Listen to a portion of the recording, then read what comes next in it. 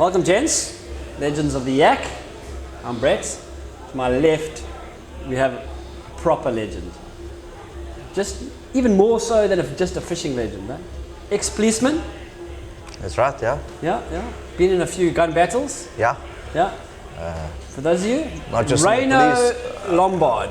That's right. Afrikaans? Afrikaans, yeah, but you can Fresh speak. from where?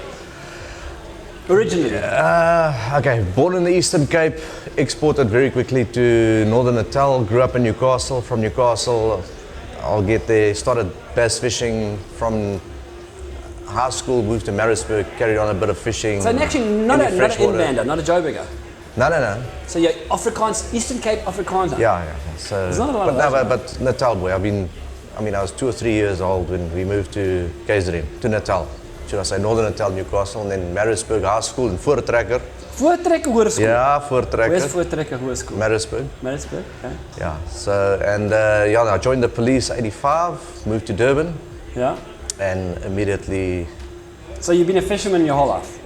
yeah, my whole life. You just had a Even love if for it was fishing just your whole life. bluegills, if it was anything, just catch. If it swam, you wanted to catch yeah, it, I eh? wanted to catch. Yeah, so it started in Newcastle where we had English neighbours that lived across the road. My mate's name, well, we were like 2 years old. 2 years old? Yeah, I was only. So you remember? But I'm saying when we moved there, so they lived across the road. They were English, Yeah. and we the Boere. Yeah. And my father's a policeman there, my late father, and we grew up together. Okay. And that's where the English came from. And his father was a fly fisherman and a bass fisherman. Yeah. And we always go on trips, and that's where it started. Uncle So fly fishing Justin and bass did. fishing was your first love? Not fly fishing. I still can't fly fish, but bass can't fishing. I still can't get it right. At least you're honest, though. Yeah. Most folks will tell you how good they are at fly fishing. I've got a way to do it. You just strip the reel downstream. Yeah. And then wind it back. But first, put a piece of bread on the fly, and then you strip it. And when they ask you, he's a legend. and when they ask you what fly do you use, you say blue ribbon. Blue ribbon bread. Yeah, it was bread. So no one knew what the blue ribbon was that I was using. It's too funny. Yeah. So kayak fishing, though. When was the first time you got in a kayak? Okay, it started in the. I'm going to start off crocker ski fishing. Okay, yes. So the original Durban paddle ski. Yeah. At the crocker ski. Launched from what is by the harbour. Am I right? Yeah, I remember the old paddle ski club. Yeah. They had Two people sat in the crocker. basin. In the basin, yeah, that's right. Okay. So I used to fish sometimes by myself because I used to store my. No, I didn't store my ski. That was called a ski those days. They didn't store it there, but I used to have it on the roof. Used to put a little roller at the back and roll it off. Yeah.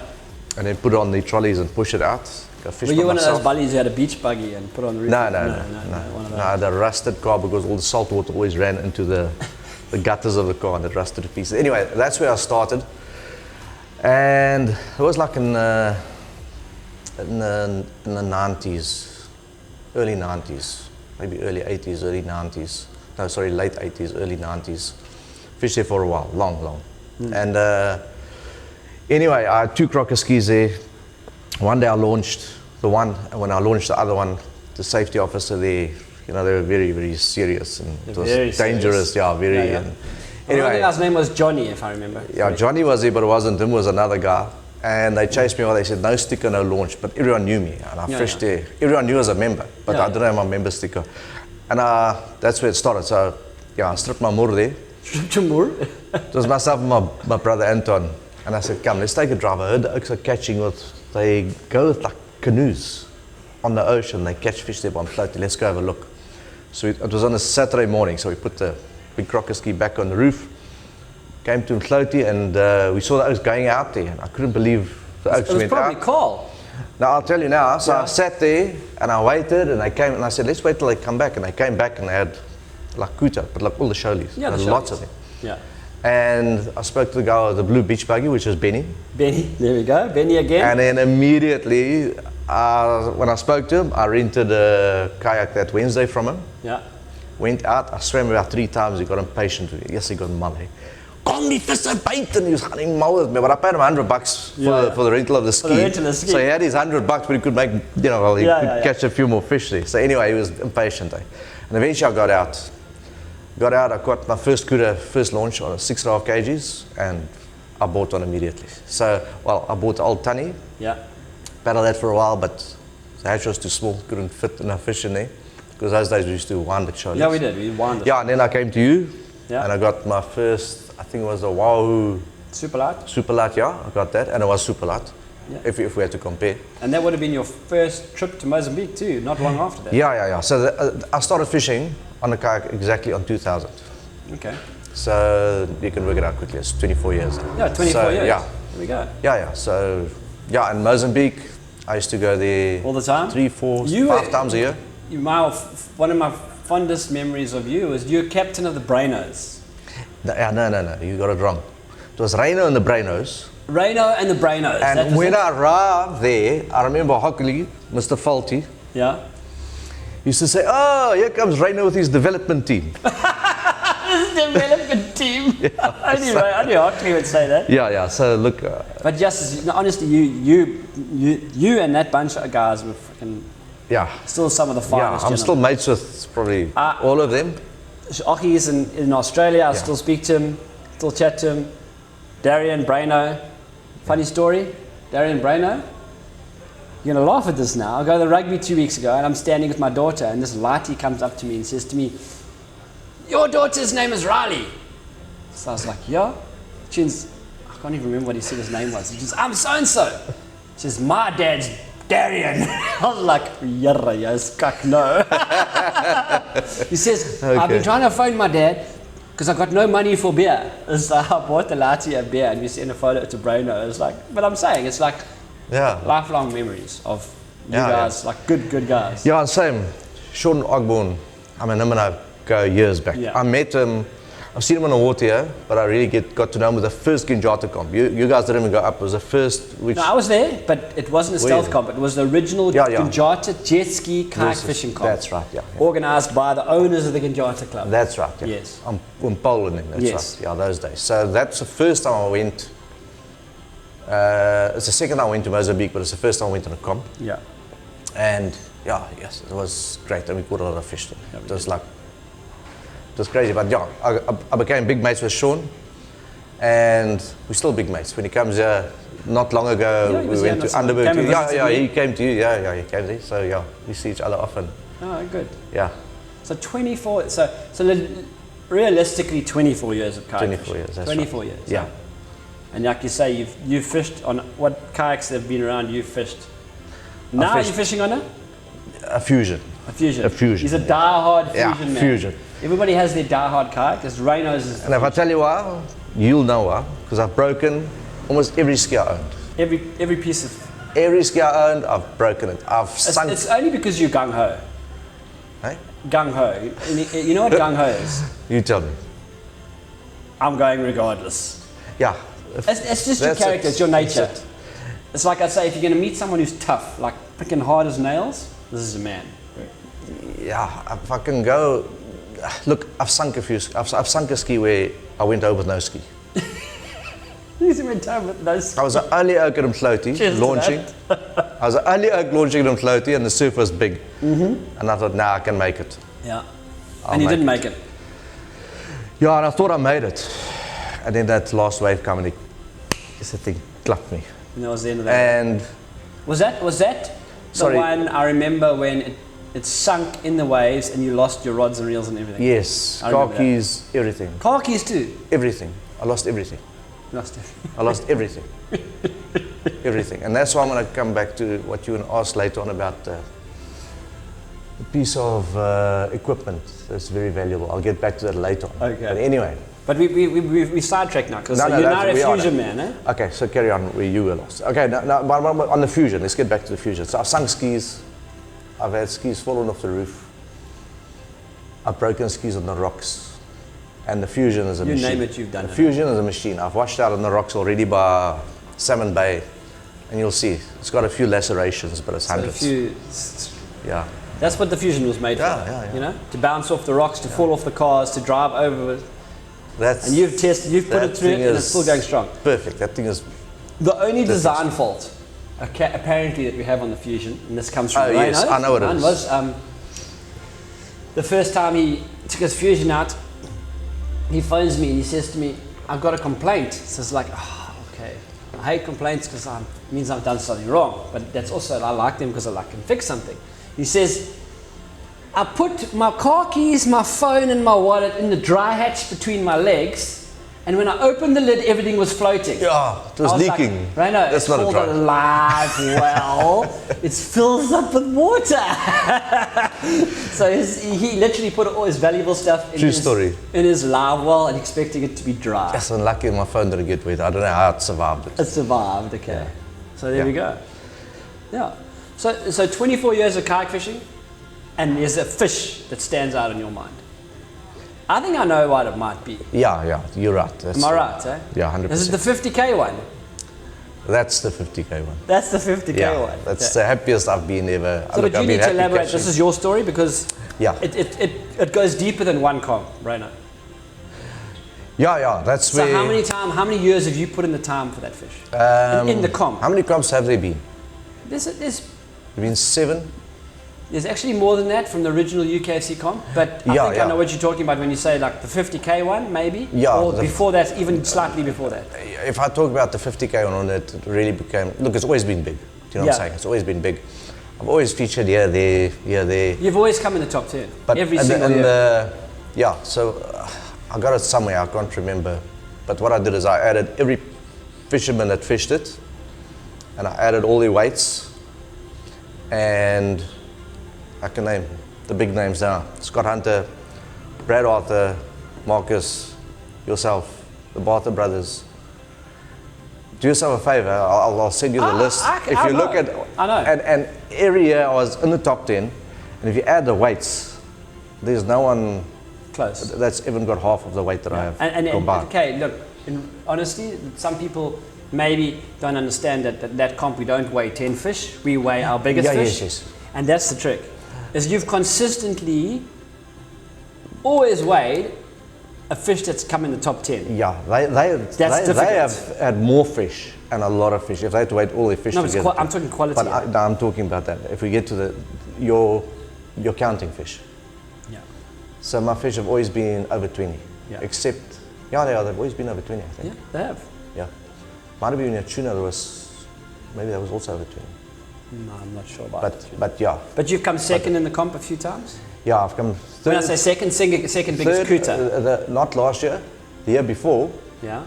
I had the biggest cooter on the Saturday. Mm-hmm. Then Brad says, pipped me on the right on the day on the Sunday. Yes. Yeah, and I think in the last half an hour. Okay. Yeah, so I know it feels quite bummed if that happens, but you earned it. You deserved that fish. Yeah. I was happy for that, really. I was bummed, clearly. Yeah.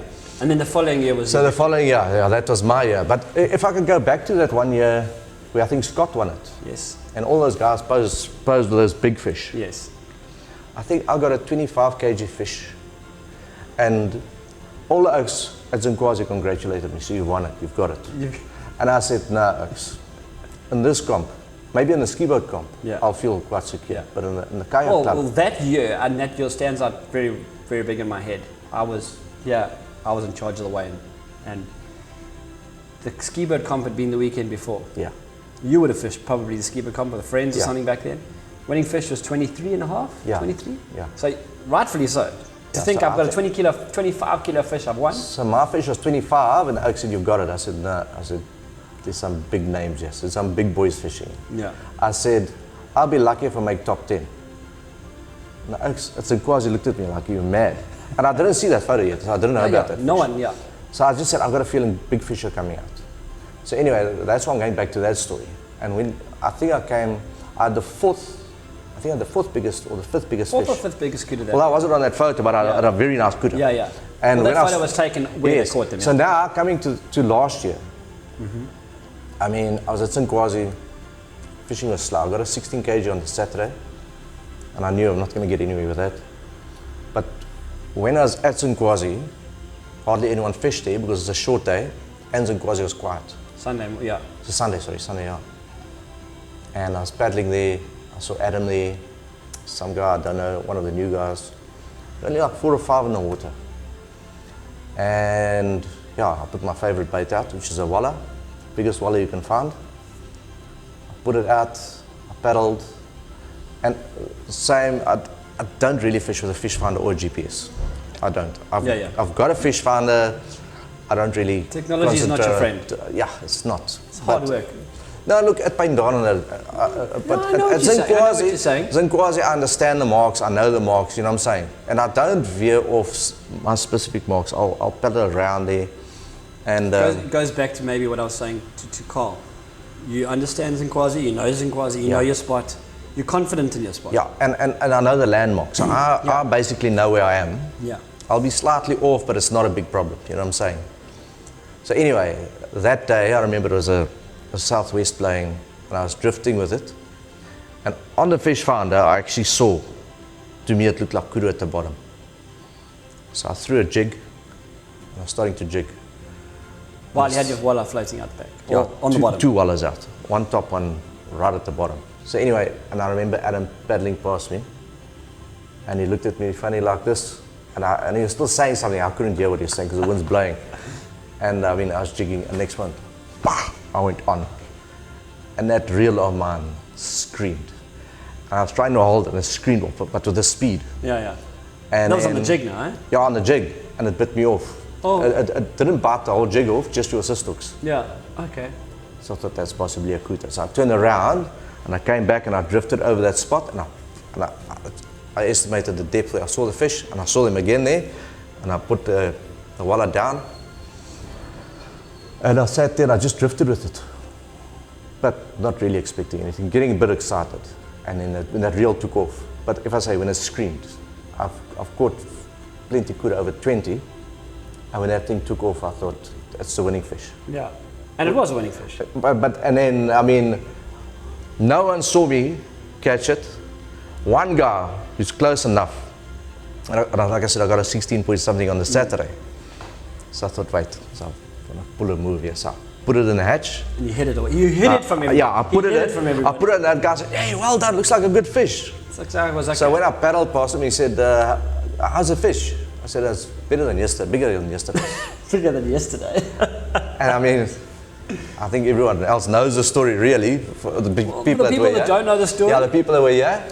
People that don't know the story, I think for most of the Saturday, I was leading the comp. The tuna that I caught here at Westbrook. And then another guy, he got a tuna and waited right on the end on the Saturday, and then he was leading the comp.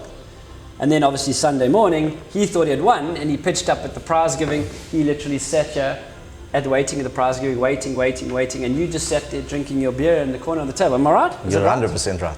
And then in true Rhyno style, you just 2 minutes before the weigh-in closed. Yeah, this story can turn long, but I'll cut it short, right? Because it can actually be the whole interview.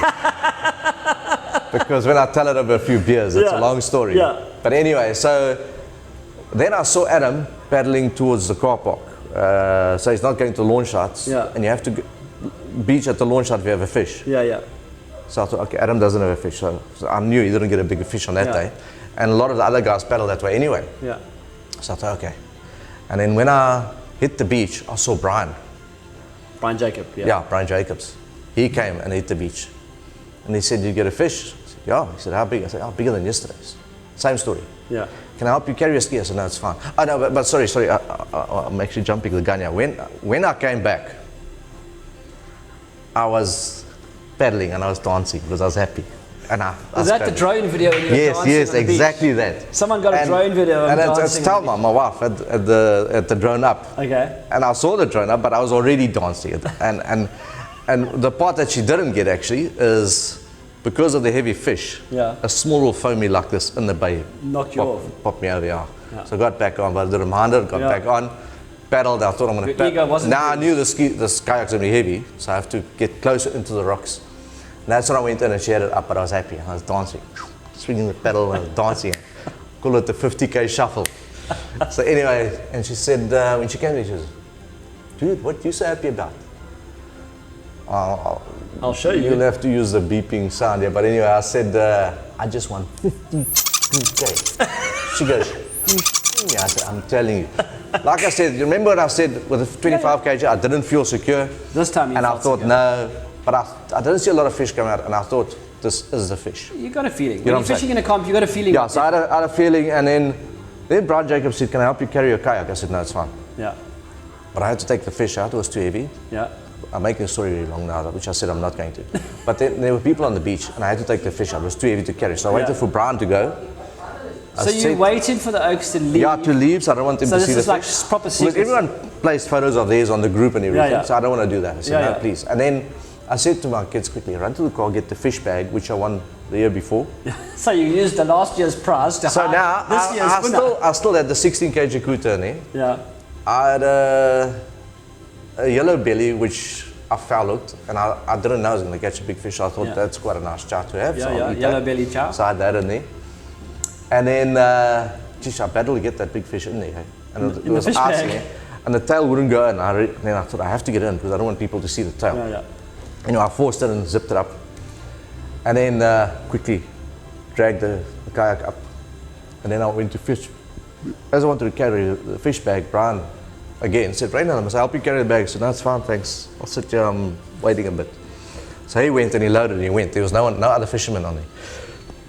People on the beach, when I took it out actually, they wanted to take photos. I said, please, please, please. No, and one young girl, one young lady, is a fisherman's wife. He entered the comp as well.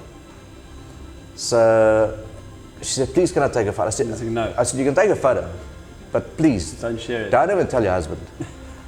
This has to be a secret, but I don't want to tell anyone. And she swore, she said, I promise you, kept it I secret? swear I won't. And you kept it a secret? Yeah, and she, both of them. Anyway, so then we rushed here. But it was early, I got here at 11 o'clock. Yeah.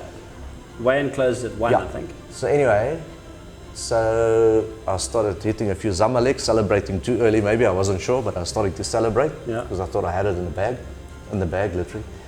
And I parked the F250 right here by the gantry. Waited for the last minute. And I pulled it over so I can sit on my tailgate.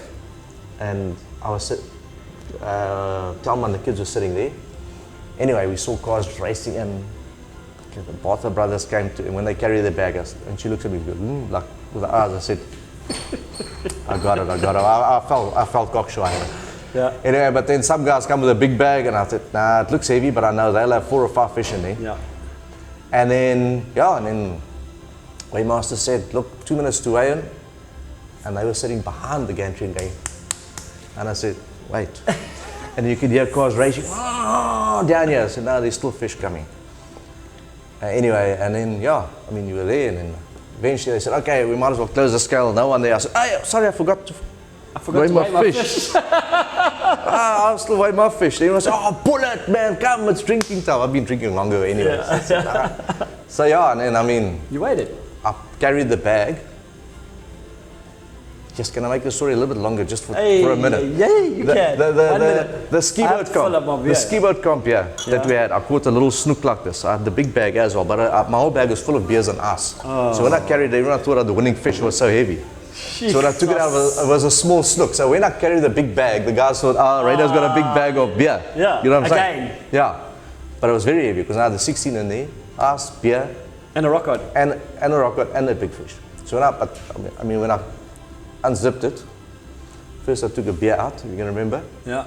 And then I thought, I was pulling the same trick, it's an old trick now. All right, that's old trick. And then I pulled the small coot out. I said, oh, sorry, that's yesterday's, the tail was chopped. And then I said, don't bring bottom fish to the scale. And then I slipped out the big one. Then I slipped the little rock rod out. I said, oops, sorry. And then I got irritated with me.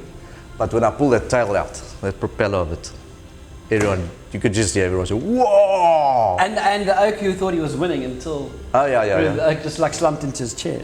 Hey, shame, man. But I know that feeling. Yeah, I know that feeling. The year before, eh? So anyway, that's the story. So that's your most memorable fish? Yes, it is. But by a long way? Yeah, by a long way, but I've caught some memorable fish. I'm sure you have. Others. Yeah. You're one of those few that's caught a lot of fish. Yeah. So your best place to fish on a kayak? Zinkwazi, before that. Yes, that's 3 Zinkwazis in a row, eh? Yeah, no. But you know what? And I'm going to thank Rob. Rob again? Because I used to fish in Zinkwazi there, and I used to catch shoalies at Zinkwazi, and they catch all the big fish. Look, you're the only guy that I know who's pinned a 2 kg kuta to catch a bigger kuta. Yeah, that's a true story. You used a live 2 kg kuta to catch a bigger one. To catch a 14 kg. Yeah. So anyway, Rob said to me, Rhyno, put it on the bottom. And he said, what sink do you have? I said, 5 ounces. And I go big. Drop it to the bottom. And since then, That's it. The big kuta came No, along, you just stuck to it, eh? Yeah, so I stuck it, and yeah, that's Zinkwazi. that's the story. Zinkwazi, I love Zinkwazi, love it. But before Zinkwazi was seabell. But now they were back in the day. Yeah, back in the day. Not fished that often now, but back in the day. Yeah, back in the day, seabell just is a special place. And then, and they were good quality fish. And I want to go back now and say as well, the other place we can't fish anymore is Rocktail Bay, Black Rock. Yes, yes. That was Lead fantastic. Shooter used to go there a lot with Laird, and I think Rory Nicholson and them used to go there back in the day when Laird used Laird used to be involved in a lodge. Was that Camp David? Who was Camp David? Yes, it was Laird. Laird, yeah, lodge. that's right. We used to go there until they banned kayak fishing. Yeah, correct. Yeah. So that was was paradise, man. Yeah. Yeah. So if you had to go fishing tomorrow morning, one piece of kayak fishing equipment that you would rely on? My gaff. Your gaff. I promise you. Leave your gaff at home. You left your rod at home, then you go home. But I've left my gaff at home. Yeah, but when you catch that big tuna that just sits there, just under the kayak, and eventually when you can grab that tail. And why I'm saying my gaff as well is because you know when I sunk that ski with the kayak and it disappeared, it was gone. Yeah. Okay, it was gone. Your gaff floated out. No, I had a spare gaff in my canopy. Yeah. So I asked another fisherman, the surf fisherman, they gave me a knife to try and take out a little bantam bucket to try and take the window out. Eventually he gave me a crowbar. Oh, because you had no keys now. So I took the crowbar, opened the window, there was a spare gaff in the back, so I can reach through the little window at the back and pull the door handle, it opened. And then I had spare keys, luckily I had spare keys under the seat. Why? I don't know, but I had spare keys under the seat. Under the seat, check that. So that's the gaff. But the gaff is very important. So that's why you use the gaff. And take two gaffs. Take two gaffs. Yeah, take two gaffs. Rob Waits uses it in the car park on yeah, I see now, you see. So the gaff, yeah. It's a real use for gaffs. Yeah. Oh, that's good. And your advice for a novice, beginner, someone starting out? I'd say start off with dead bait, if they can catch live bait and things, but your dead bait. Which is your favorite kind of fishing? Dead bait? Yeah, dead bait. Look, I sit and try and get live bait, but don't spend too much time. If you don't get live bait. I've known you that you've always been like, sometimes we puzzling for liveys, you just put out dead bait. Yeah.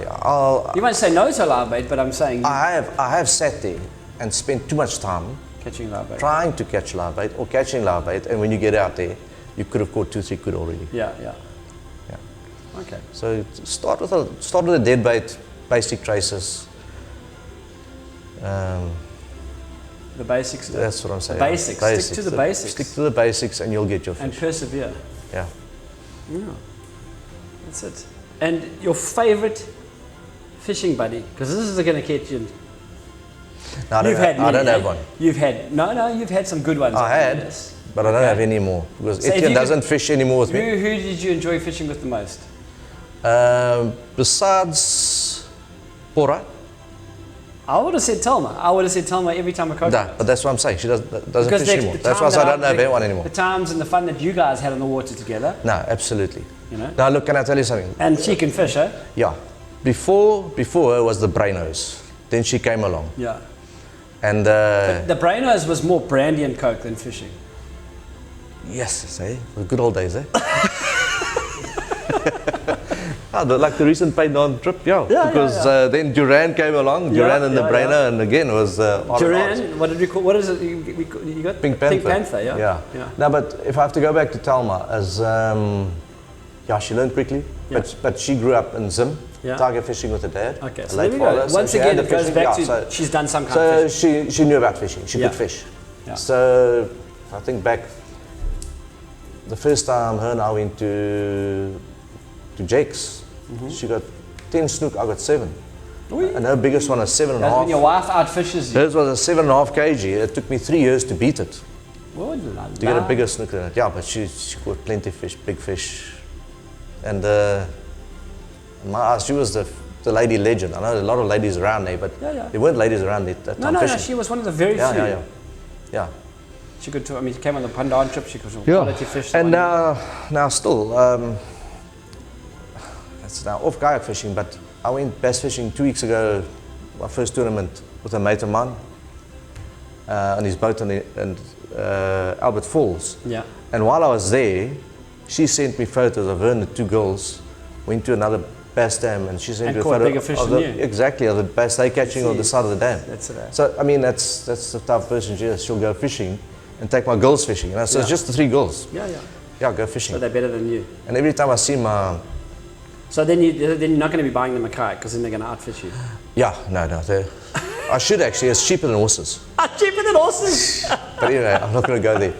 But every now and then I get a SMS, and if I look, I see Bass Warehouse, Basil Madding, Kings, and I wasn't there. But you weren't there. Yeah. So definitely must be coming from someone so yeah. else's house.